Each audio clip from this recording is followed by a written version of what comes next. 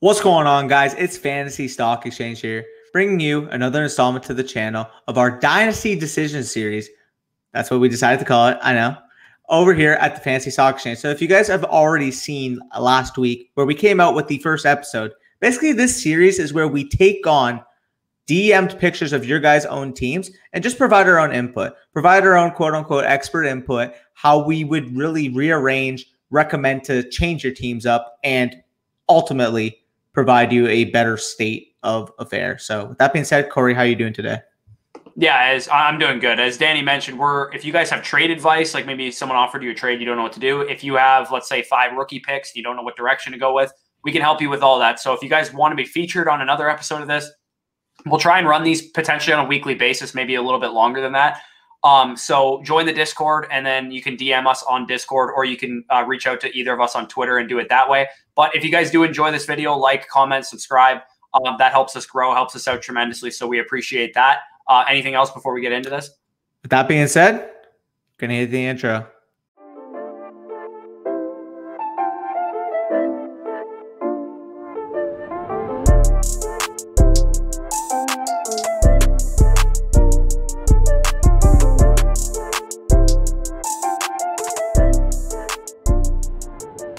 Okay, so as Corey alluded to before we hit the intro on y'all, we're going to start off with the first team. And Corey, take it away. What is the first team we're going to be overviewing for today? Yeah, so we're going through Snake Farm's team. Snake Farm is a member of the Discord. He said he's been listening for a while, so appreciate that, Snake Farm.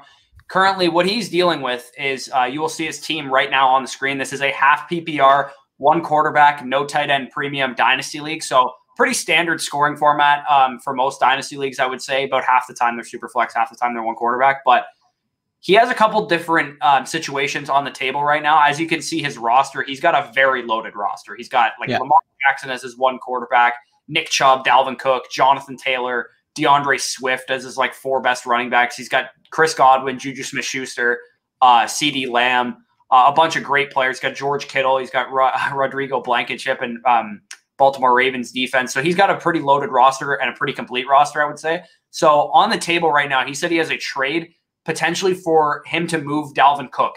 And based on his team, we actually think he might be well advised to do this, because the trade that he currently has on the table is Dalvin Cook and Alexander Mattison, so the Vikings backfield, for J.K. Dobbins, Michael Pittman Jr., and a 2022 first rounder. So probably, he says, mid to late first rounder. So this guy probably has a pretty decent team looking to get Dalvin Cook to put him over the top and potentially win a championship this year.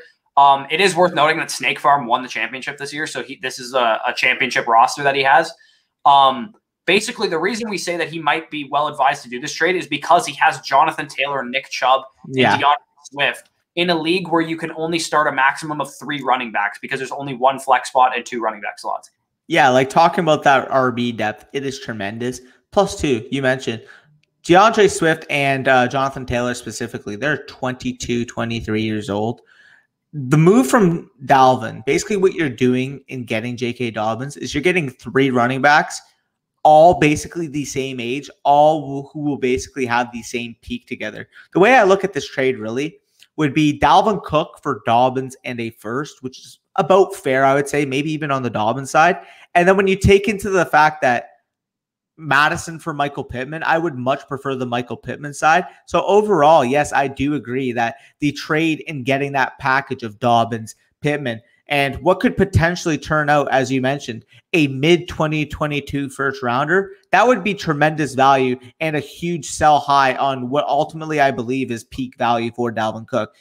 I've always had the mentality in Dynasty. I know, again, there's some circumstances where you want to sit on players because, quite frankly, their output is just ridiculous and can't be matched. For the case of Dalvin Cook, because he's got those injury concerns, because he's got, quite frankly, lingering issues that seem to affect him every single year, I feel like getting a high upside guy in Dobbins along with that package will ultimately provide you the max value you could potentially even get for Dalvin within these next couple of years. So I do agree. This is a perfect time to sell, and that is the perfect package, in my opinion, to be able to garner for Dalvin.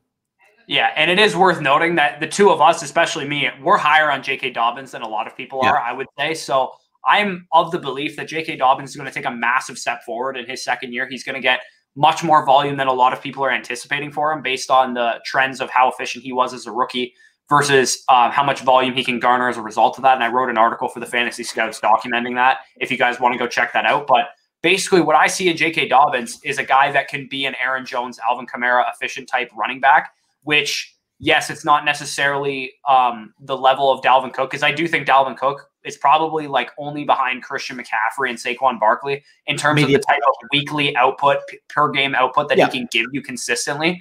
But as we mentioned, there's a world where, and I don't think this is likely to happen, but there's a world where Dalvin Cook has an injury-riddled season this year, and we're looking at a Todd Gurley situation, right, where his value has completely declined from where it is right now, which I would say it's a borderline top 6 pick in a dynasty startup right now. So if you're getting a situation like you have, where you have Nick Chubb and Jonathan Taylor and DeAndre Swift already on your roster, then you don't need Dobbins to be anything, and you can be fine this season, let alone I think Dobbins is a better this season asset than DeAndre Swift personally. So I'm not concerned too, because some people might be concerned that you have Lamar Jackson already. Maybe you don't want J.K. Dobbins.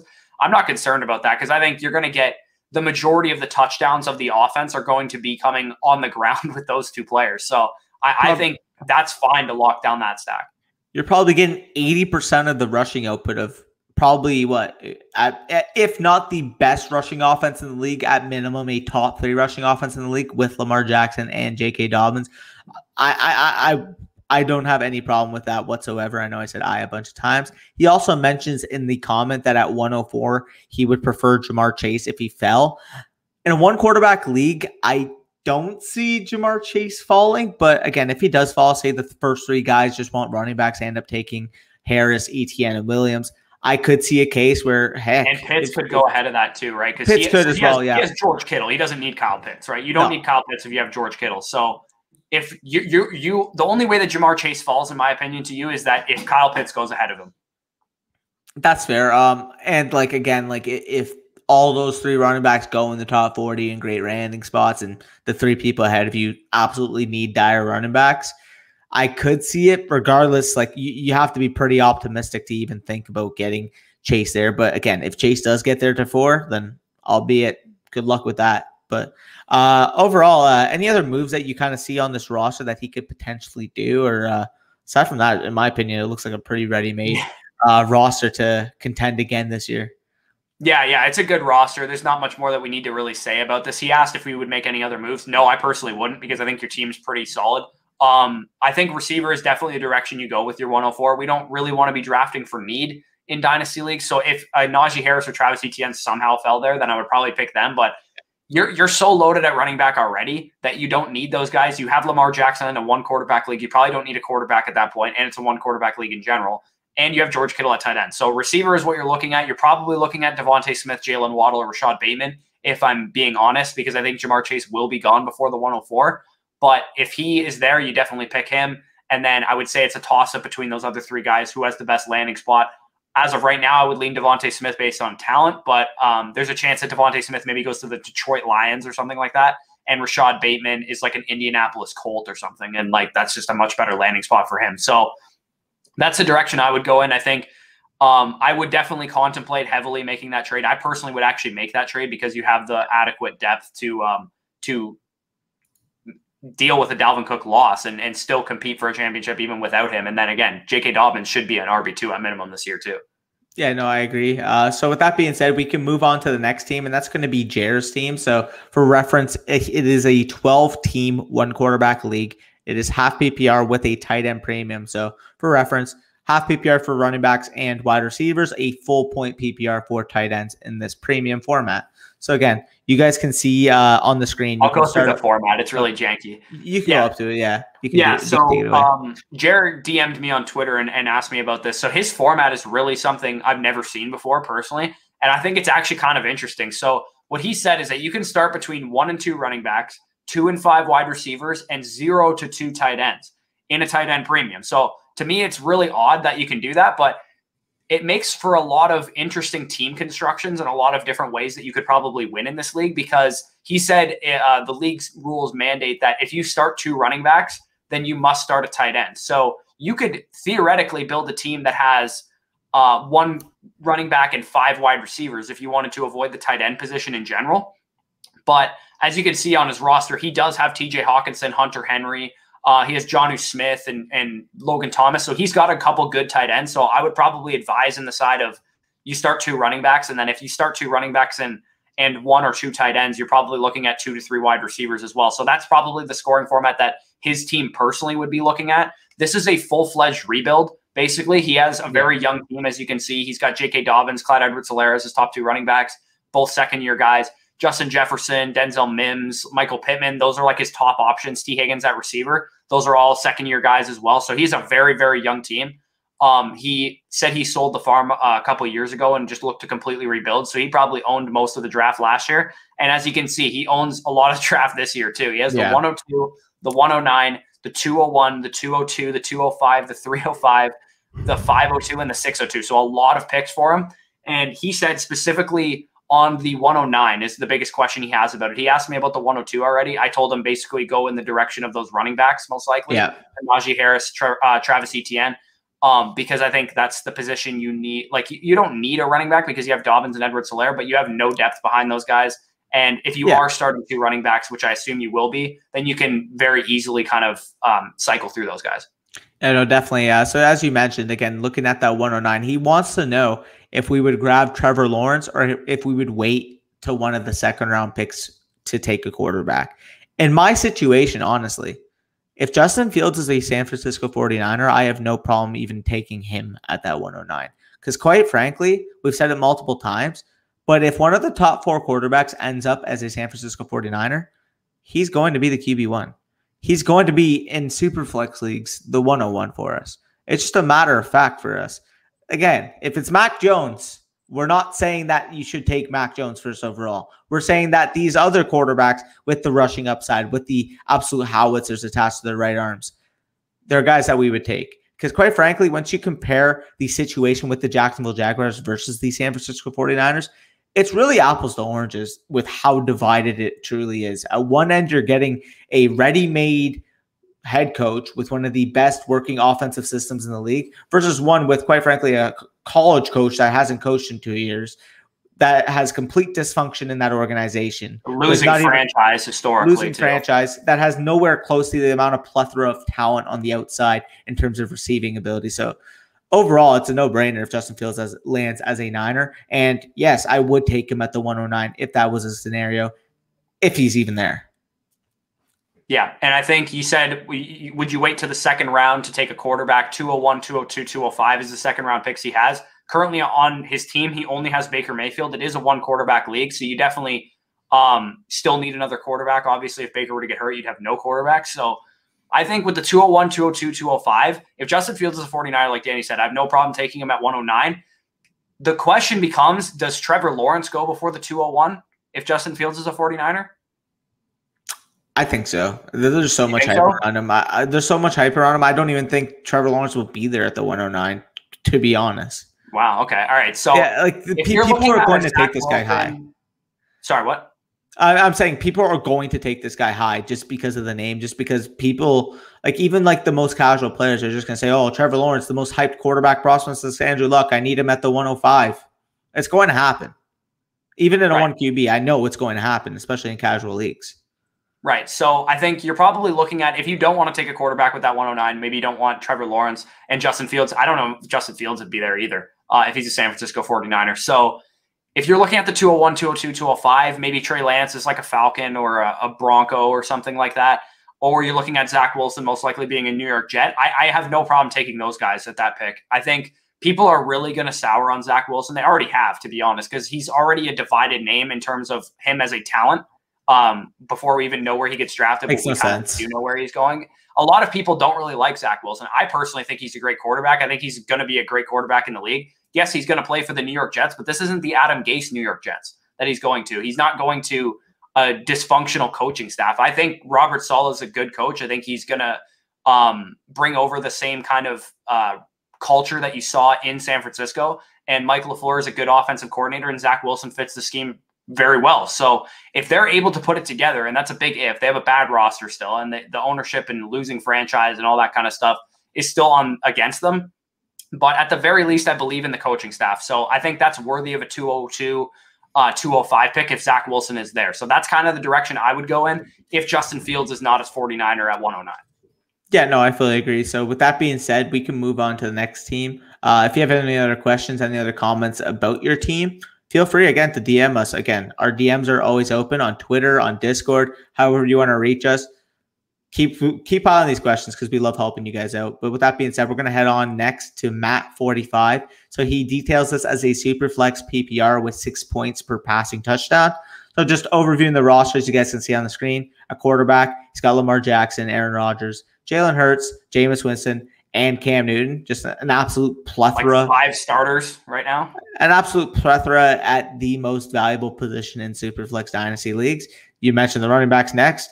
Saquon, Aaron Jones, DeAndre Swift, Tony Pollard, Jamal Williams, Wayne Gallman, and Devontae Booker. Receivers, Allen Robinson, Cooper Kupp, Cortland Sutton, Corey Davis, Jerry Jeudy, Visca, Denzel Mims, Quintus Cephas, Sammy Watkins, and Jamison Crowder. And then at tight end, you got Mark Andrews and Hayden Hurst.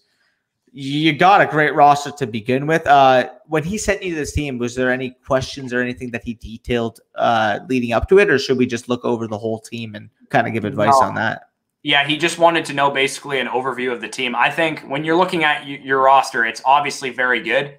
One thing it is to note that it's a 6 point per passing touchdown league. So Lamar Jackson and Jalen Hurts take a hit in that kind of format because they are mobile quarterbacks and they will score on the ground. But nonetheless, I think when you look at like a starting roster in this league, you're going to be starting like Lamar Jackson and Aaron Rodgers as your top 2 quarterbacks, maybe Jalen Hurts on some weeks, maybe Jameis Winston on other weeks. Like that's great. You have nothing you can possibly want to do with your quarterbacks. And then at running back, you have Saquon, Aaron Jones, and DeAndre Swift as your top 3 guys. Yeah, you're a little bit thin on depth, like Tony Pollard, Jamal Williams, Wayne Gallman, Devontae Booker. But to be honest, the only way you're going to get more depth because your receiving talent is good, but it's not like you don't have a lot of high-end guys. So you're not going to be able to just move Cooper Kupp for an elite running back because no one's going to take that deal. So I think the way your roster currently stands, honestly, the only move I would try and make is you have Allen Robinson, Cooper Kupp, Cortland Sutton, Corey Davis, Jerry Jeudy, Laviska Shenault probably as your top receivers. If you wanted to try and go out and get a Michael Thomas, a Chris Godwin, maybe someone that's a tier above, maybe a Cooper Kupp or a Cortland Sutton in dynasty leagues, maybe you wanted to package 2 receivers. Maybe you want to try and move Cam Newton in a receiver. Maybe you want to try and move Jameis Winston in a receiver. I think if you tried to move Jameis Winston and Jerry Jeudy in a dynasty league, you could probably get a pretty damn good receiver for that.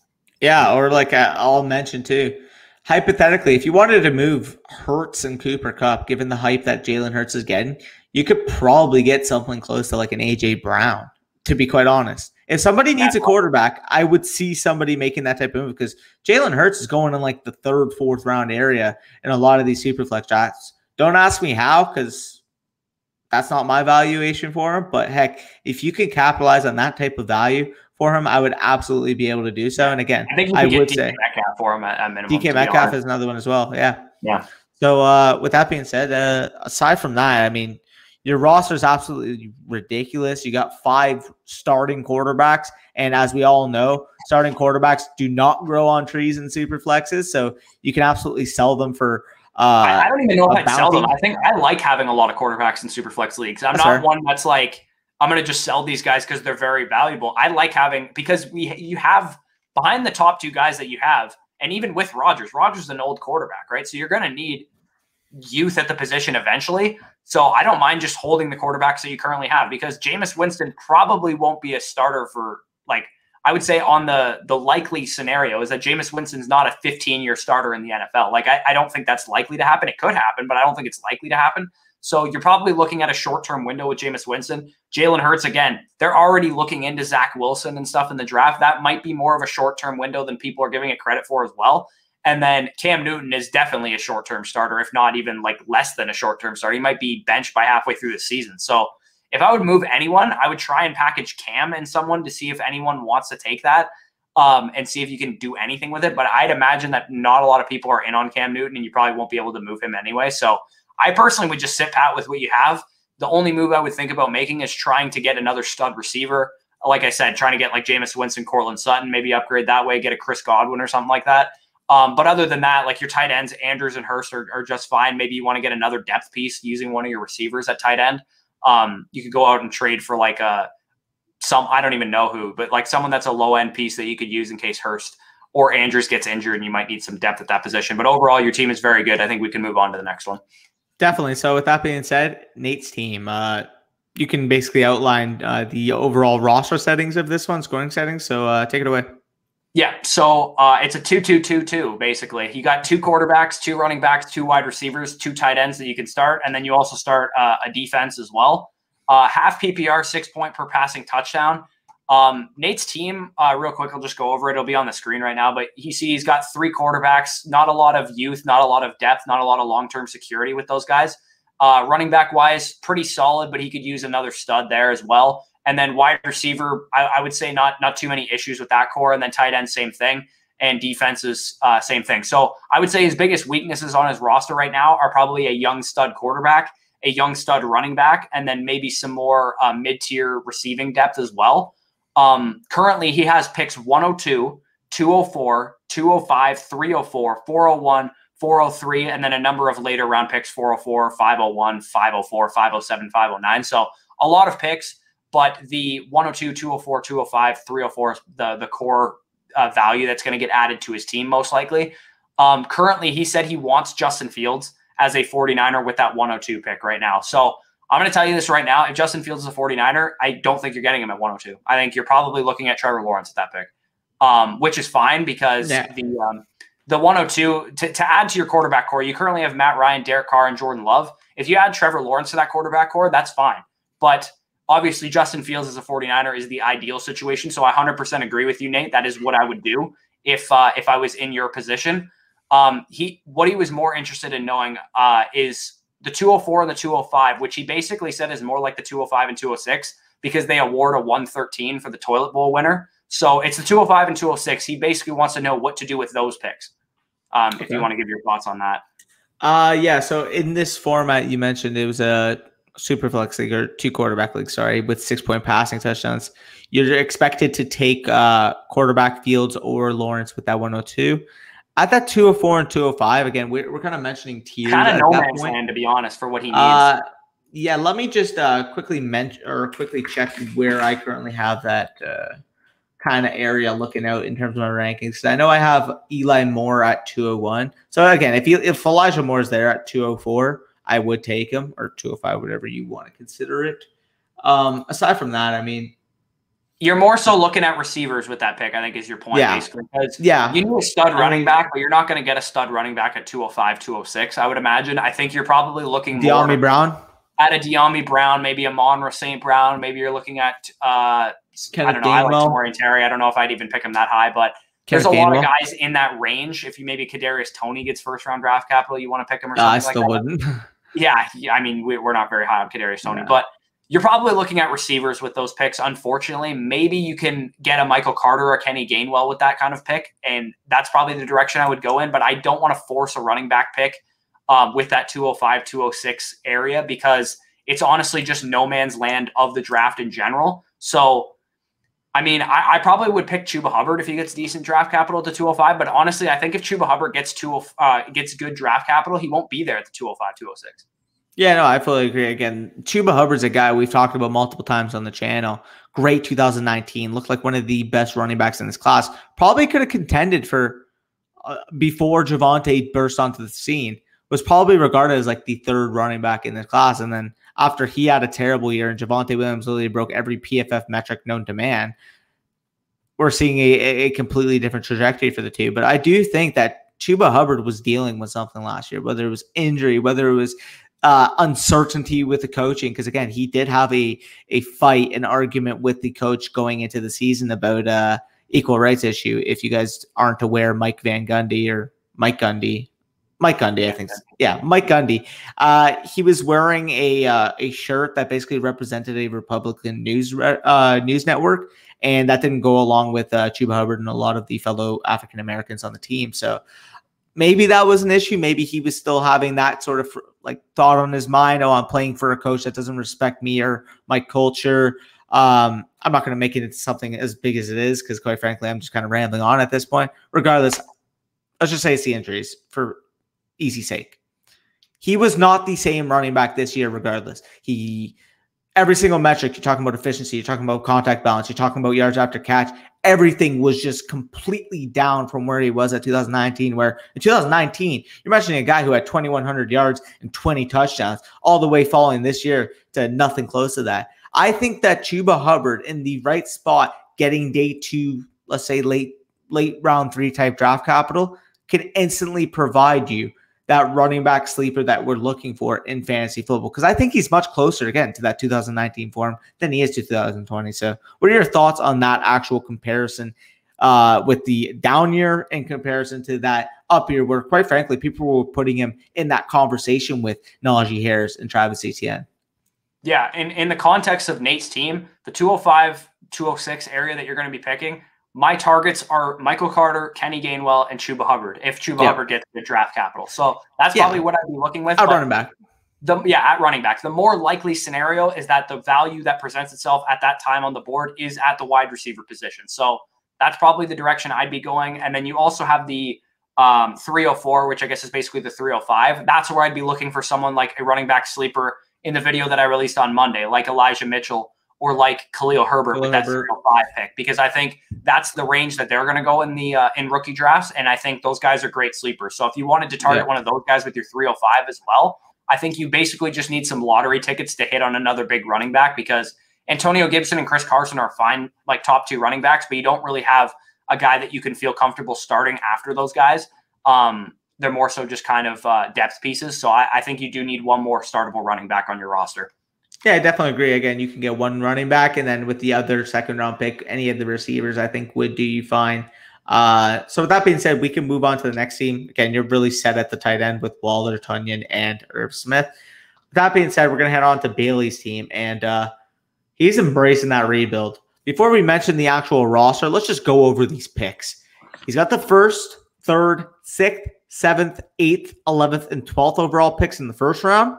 1st, 2nd, 4th, 6th, 8th, and 12th in the second round, 2 third-round picks, and 4 fourth-round picks for a total of 19 rookie picks this year.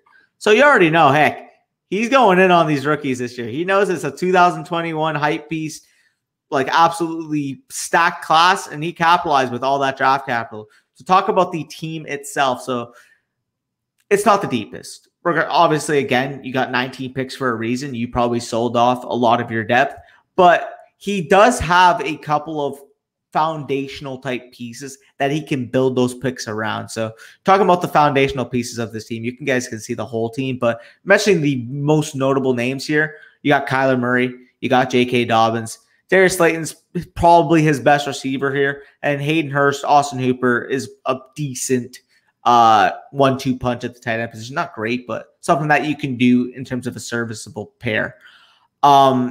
But the main attraction here that we're going to be talking about are these picks. Now, what are you kind of looking at here with what he really should do with these picks? I think we both are really under the agreement that he should not be making every single one of these selections.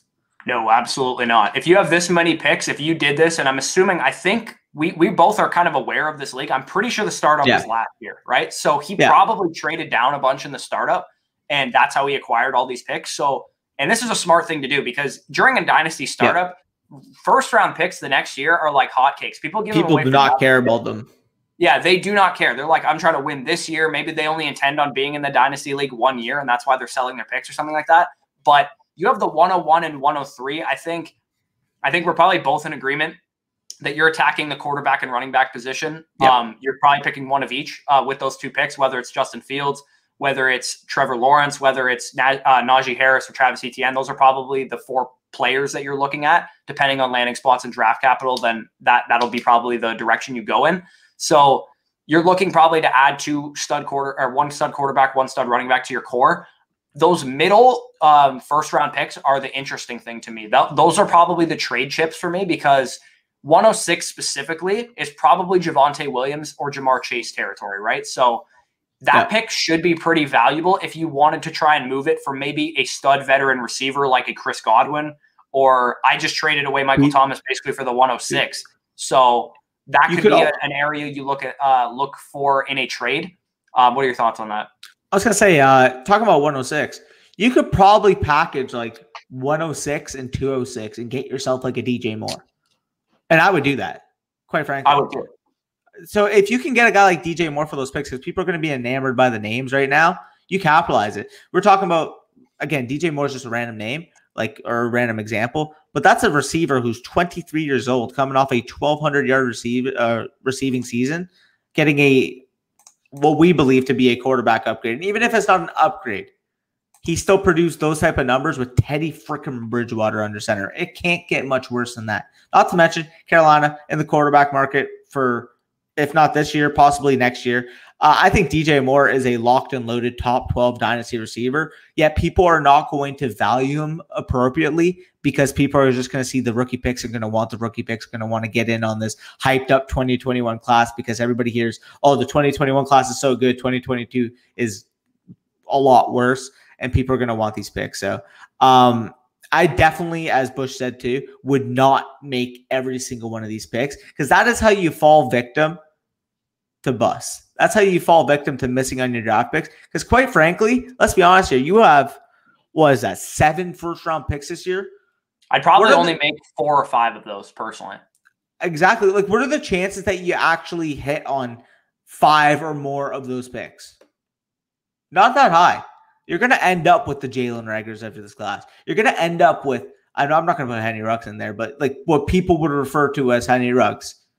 Like, that's what you're going to end up with, although you're seeking the Justin Jefferson, CeeDee Lamb, J.K. Dobbins, Cam Akers.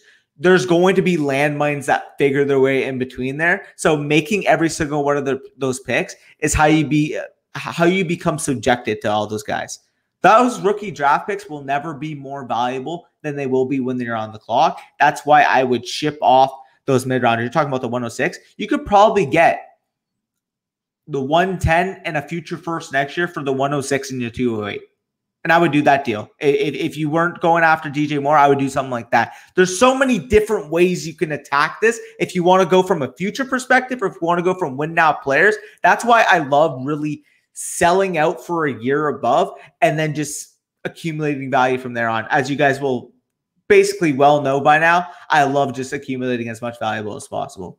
So here's how I went on a little tangent. Just to give you an idea, because there's like we could go on all day talking about, oh, you should trade the 107 for Calvin Ridley or something. Like, like there's a million different many upgrades with these. But here's probably what I would do. Based on my tiers and how I view this draft class, that 103 is looking like Travis Etienne for me. So I'm keeping that pick personally. Or it's looking like Najee Harris, depending on the quarterbacks. 101 is looking like Justin Fields or Trevor Lawrence or whatever. Or maybe they take Trey Lance. San Francisco does at 3, so that maybe it's him. I'd probably keep those 2 picks. 106 is looking probably like it's going to be a 3rd or 4th quarterback in a super flex league, maybe, or Javonte Williams or Jamar Chase. I would consider moving that pick. Maybe you move the 107. I would definitely 106, 107, 108. I'd probably move 2 of those personally. Yeah, I would too. Yeah. And then I would, maybe you can get the 106 in like a 3rd rounder for DJ Moore. And then maybe you go 108 and maybe one of your receivers on your roster, like, I don't know, Gabe Davis or something. You can get a Calvin Ridley with that. And then you got like 2 really good young stud receivers. And then, but I'd also be wary of maybe you want your 3rd quarterback too. So maybe if Mac Jones is a 49er, you go at the 111 with Mac Jones or something like that. He might even go higher than that though, to be honest. There's just so many different ways you could attack this. But nonetheless, I would try and trade 2, 3 of those first rounders, probably 1 or 2 of the second rounders, maybe even 3 of the second rounders as well, and see if you can get yourself like specifically wide receivers and maybe a tight end as well, just because I think using your picks, I would attack the quarterback and running back position, especially early, because that's where this draft is strong at the top. There's a number of very studly quarterbacks, a number of very studly running backs, and then it drops off. So if you wanted to fill out receiver depth and try and find this year's Justin Jefferson, I would hold on to some of those late 1st, early 2nd round picks in the rookie draft, because you might be able to pull a Rashad Bateman with 111 and he might turn into this year's Justin Jefferson or something like that. So the 107, 108, 106 area, people looking for Javonte Williams, people looking for Zach Wilson, people looking for Trey Lance. That's probably what I would take advantage of. Maybe they're looking for Kyle Pitts as well. You could also even take Kyle Pitts also. I didn't even mention that. Just huge is it a premium? Is it a tight end premium? Let me just check real quick. Yeah, it is. It's a full PPR tight end premium. So Pitts might even be in play at that 103. Honestly. I wouldn't pick him that high, personally. On Miami? I'd pick him at the 106, but I wouldn't pick him at the 103. A premium, I would consider it. I can't do it. Oh, no, again, we could go through a bunch of what-ifs. Yeah, we're rambling like crazy. But either way, fundamental advice from this is definitely do not make all of those picks. Go out and try and acquire some low-end wide receiver ones in fantasy or in Dynasty with some of those picks, because I think you could absolutely pull some of those off, especially if a team is rebuilding too. You could even try and go after a guy like DeAndre Hopkins, maybe using 2 of your picks or a pick in a receiver currently on your roster. You might even be able to get DeAndre Hopkins for like the 106 and Gabe Davis or something like that to a rebuilding team. For sure. So with that being said, we'll move on to the final team, and we actually got let me pick the name up here. Cusisto 18 from the Discord, so you guys can see the team on the screen. If not, let me just outline it quick for you guys. So at quarterbacks, he's got Jalen Hurts, Cam Newton, and Jordan Love. Running backs, he's got Miles Sanders, A.J. Dillon, and Boston Scott. Receivers of note are going to be Stephon Diggs, Odell Beckham, Michael Pittman, Kendrick Bourne, Traquan Smith, Marquez Valdez-Scantling, Alan Lazard, Mecole Hardman, and Donovan Peoples-Jones. And then at tight end to note, George Kittle, Robert Tonyan, Anthony Firkser, Dawson Knox, and Mo Alley Cox. So he basically says, in addition to these, this year he has the 311, 406, 411, and 412. What kind of direction we can kind of go with this team? And I know for me personally, I would look to rebuild. I would too. Yeah. What I personally would do is see if you can get maybe a 1 and 2 for Hurts. If you can get, let's just say people might value him enough, you could probably pull like the 105 and like 205 for Hurts, and I would take that. I would even try and get picks in next year's draft. Yes. I don't think you're going to compete. Like if you rebuild it this year, I don't think next year you're looking to compete. I think this is probably a 2-year rebuild. So maybe 3. My first thing is Diggs, 100%, because he is at peak value right now. And same goes for Jalen Hurts. Those 2 guys are at very, very high values right now. Those are the first 2 guys I'm looking to ship off. George Kittle probably too, just because he's the best tight end probably asset in Dynasty right now. Those are the 3 guys I'd be looking to sell, and probably Miles Sanders too. Honestly, I would fully knock this thing down, try and collect as many picks as you can this year and next year, because I personally don't think there's a way that you can hit on a 3rd, 4th, or 3 4th round picks enough to make this a contending team this year, because you definitely have some studs on your team, but you have really no depth behind them, right? You only have like a couple startable receivers. You only have really 1 startable running back, 1 somewhat long-term answer at quarterback, like you have a great tight end, obviously, but I'd be looking to tear this thing down and compete 2 years from now, personally. Yeah, I would like any type of deals where you can get multiple assets for your studs. I would do. I know, again, a lot of people are against the quote-unquote trading a quantity player or a quality player for quantity, but in this situation, there's simply not enough quantity on this team to warrant a thought of real competition this year, to be honest. I don't think you're going to be able to compete for this year, maybe not next year as well. But if you can keep accumulating assets based off what you get for those top guys, again, you're mentioning Stephon Diggs. Let's just start off the bat right now. You could probably net, again, a 104 this year plus for Stephon Diggs. You can probably net a 1st, a 2nd, a 3rd next year for Stephon Diggs, because people are going to mention, oh, it's a weak class. We want picks for this year, or we want ready-made assets this year. We don't care about next year's class. You can capitalize on that lack of hype for next year's class. And then guess what? When that pick turns into the 107, it's going to be substantially more valuable next year than you're ever going to get it for this year. So again, from your perspective, Corey mentioned it. Stephon Diggs, Miles Sanders, Jalen Hurts, Robert Tonyan, and George Kittle, for me personally, they're not going – and Beckham, they're not going to be on my team going into the year. I am going to sell them, and I'm going to accumulate as much draft capital as possible and just tear this thing down. And guess what? If you have your 1st rounder for next year and you're tearing this team down now, you're most likely the shoe-in for the 101 if you trade a Diggs, Sanders, Hurts, Who is Beckham, the 101 right now next year? Just for next year? Maybe a Breece Hall. It could be a Sam Howell or something like that. Bijan Robinson. It could be what's it called? Spencer Rattler. There's still some options. Again, it's not as much hype as this year, but there's always going to be names that emerge. See guys come out of nowhere, right? We didn't think Zach Wilson was coming out of nowhere to be very good. We didn't think Javonte Williams was coming out of nowhere to be a great player this coming year. Like every time we say this is a weak class or whatever, there's always one or two, maybe three guys that come out of the woodworks and prove to be great fantasy assets going into the future. So yeah, like Danny said, this year's class is probably better. If you can acquire as many first-round picks this year as you can, like maybe you can sell Diggs for like the 104 and like the 110 or the 104 and the 109 or something like that.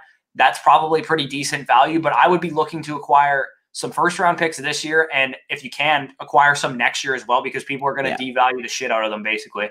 And you could probably sell this, like you probably sell Miles Sanders for a first this year and a first next year, because whoever it is probably trying to compete, and they want Miles Sanders on their team to compete this year. Yeah, you could probably get him for like, or sell him for like the 110 in the future first. Like someone might do that. Which would be a great situation for you, because I think Miles Sanders is a declining asset personally. I don't think he's going to be some stud fantasy running back. Like what's his ceiling? He was going to be last year. What's his ceiling? I think he's very much like Joe Mixon, where we're viewing him basically like Joe Mixon every single year in and year out. And people like, I'm sorry to like again go fully ham on Miles Sanders right now, but what about his situation screams that he should be a better asset long-term than J.K. Dobbins? Yet people somehow rank him ahead of J.K. Dobbins. One's got a really good offensive line. One's got one of the best run games in the entire league. And one, quite frankly, is going to be on an offense that's going to put up a lot of points. None of those apply to Miles Sanders. I mean, when healthy, their offensive line's pretty good. But do we really expect that offense to be in the top 15 of the scoring in the league? No, probably not, to be honest. Right? So with that being said, again, there's a reason the Eagles traded down in the draft to get a first next year. It's because they're a rebuilding franchise. Yes. And you have a running back who's going to be coming up on the end of his rookie contract for a rebuilding team. So, and maybe some of you guys subscribe to the idea that Miles Sanders is going to get paid in free agency, but we haven't seen a running back get paid in free agency in a while. So I don't really put that on to a lot of people. So anyways, that was a long ramble for you. Yeah, sorry about that. But tear this thing down, get some picks, because I think that's the way to go, because you definitely got some studs that'll net you a lot of value. Yep, for sure. And with that being said, anything else you want to add before we head out of here, or can we piece it? No, if you guys enjoyed this, like we said, like the video, comment on any of your thoughts down below. If you just have a quick question, you have this pick in the draft, you're weak at this position, who should you pick? We can answer that for you in the comment section. We answer every comment that we get on this channel. So make sure you guys comment any of your thoughts. Subscribe to the channel if you are new, and join the Discord if you guys want a chance to have this done for your Dynasty team. You can reach out to us on Twitter, ask us that there, or you can join the Discord and DM us on Discord as well. So that being said, guys, peace out and enjoy your day.